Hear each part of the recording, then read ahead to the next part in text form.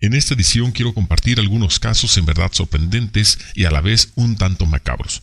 En el primer dato, a la letra dice: algo tendría de excéntrico Miguel Barragán, presidente de México en el año de 1836, quien como última voluntad pidió que su cuerpo fuera dividido y conducido a los lugares donde había escrito la historia de su vida. Su cadáver fue distribuido en varios lugares de la República. Una parte quedó sepultada en la Catedral de México y los ojos en el Valle del Maíz, en el estado de San Luis Potosí, su tierra natal. El corazón en Guadalajara, donde había sido comandante general. Las entrañas en la Colegiata de Guadalupe y en la Capilla del Señor de Santa Teresa, en testimonio de su devoción a estas imágenes, y la lengua en San Juan de Ulúa, en recuerdo de haber tomado posesión de la fortaleza al rendirse los españoles en el año de 1825. En el siguiente dice así: la admiración por una persona puede rebasar los límites de su vida y seguir hasta en la muerte.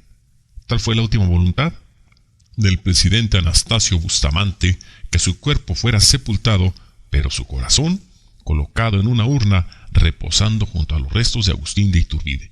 Y así fue, a partir de 1853, en la capilla de San Felipe de Jesús de la Catedral Metropolitana, bajo el osario de Iturbide, se encuentra la urna con el corazón de Bustamante.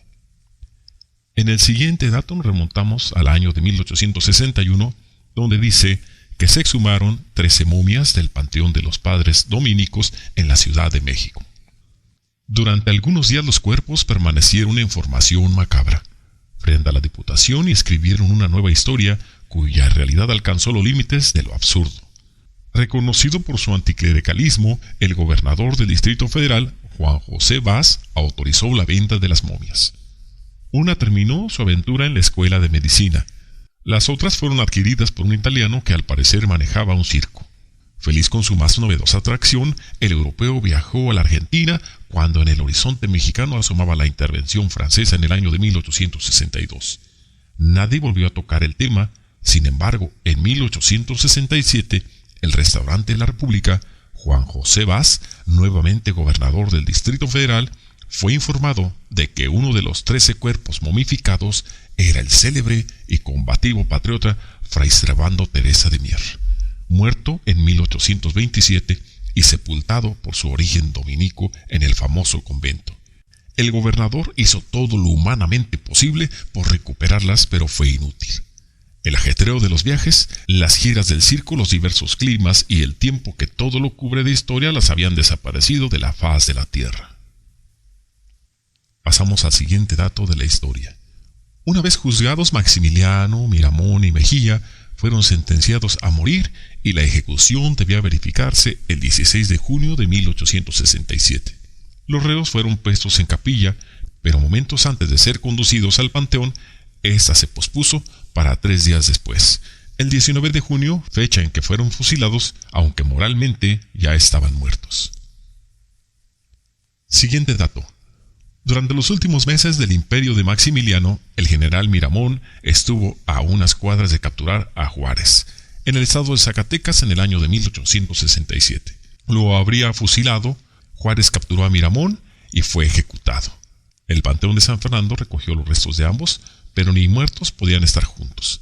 Al regresar a México, hacia la década de 1890, Concha Lombardo de Miramón, esposa del general, se indignó al saber que Juárez se encontraba sepultado a unos metros de su esposo, por lo que decidió exhumar el cuerpo de su marido y se lo llevó a Puebla, donde a la fecha descansa en la catedral.